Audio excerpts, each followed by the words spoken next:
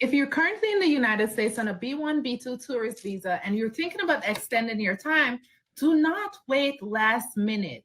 You want to file for the extension on your non-immigrant visa at least 45 days prior to your time expiring in the United States. And also, I wanted to tell you guys that sometimes that extension request could take as long as 2 years. Now, you do not have to worry, and you do not need to depart the United States prior to receiving a decision from USCIS.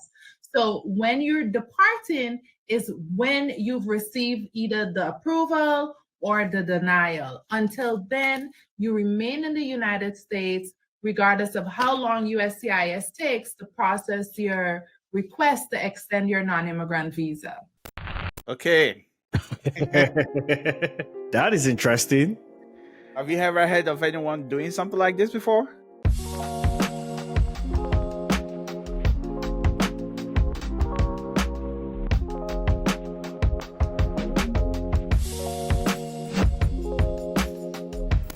I heard something like this, but I don't have any detailed information about it.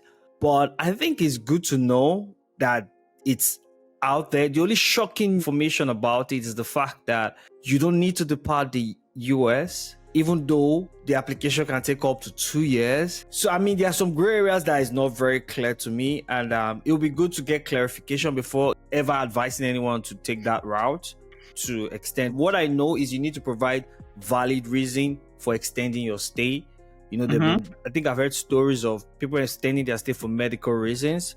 Yeah. And it was approved. At least I've heard that one. I don't know anyone per se, but I know for a fact I've heard from someone that knows someone. But what I don't know is whether for any other reason, I think for education, probably you can extend your visa, and maybe for research and stuff like that. The non-immigrant visa is a broad spectrum of different categories. You understand what I mean, Wale? It's not just the B1, B2 visas, right?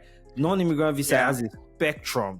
I think that's one thing the video didn't specify. Most people apply for either B1 or B2 to visit the United States. So there are visas for people that are workers on a ship, for example, and if their ship is passing through the United States, they need to stay for some time in the United States before they keep going. They need visas there. So there are a bunch of different kind of visas for different categories here.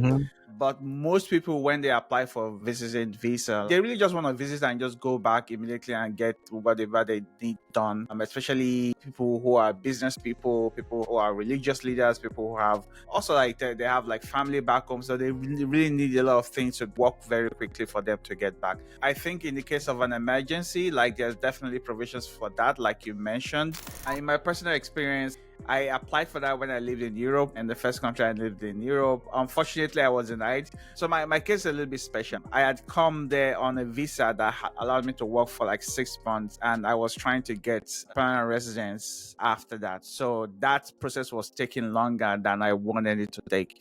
And so I had applied for an extension so I can get permanent residence. I just continued working. Unfortunately, I was denied, so I had to go back to Lagos, Nigeria. So that's the only experience that I have about it. Not sure if that's something that is common that people do or that people get approved for. It's not very common. People get a lot of approval, I think, but there are grounds. There have been instances where people travel to the US for tourism or for B1, B2 visa or any category non-immigrant visa. And for instance, they've been war in their country during the time of their stay in the US. That's a ground to extend their visa, right? And but that would be a different category. Then you will be applying for something like amnesty. Asylum. Not necessarily. Asylum, when I say war, it depends on the extent of the conflict. But in most cases, conflict of any kind will be regarded as a ground for applying for asylum or something like what you mentioned. Yes, amnesty. But it's good to know that there are options out there for people who are traveling to the US who might find themselves in that situation where they might need to extend their stay. Please consult an expert if you are considering. Please, we are definitely doing this just to provide you the information based on something that we came across in our knowledge. Always seek an expert, like a legal professional in this field, that will be able to give you a lot more information about what you need to do to be able to get your visa approved Or at the very least, do your own research and make sure you have the right documents and you can actually get approved when you apply. Absolutely. Thanks, Wally, for sharing that video with me. It was good to just find out that there's information like that out there. All right, thanks so much for watching, everyone. That's all we have today. It's a short one, but we would love to see you in the next video, and have a wonderful day. We'll see you in the next one. All right then.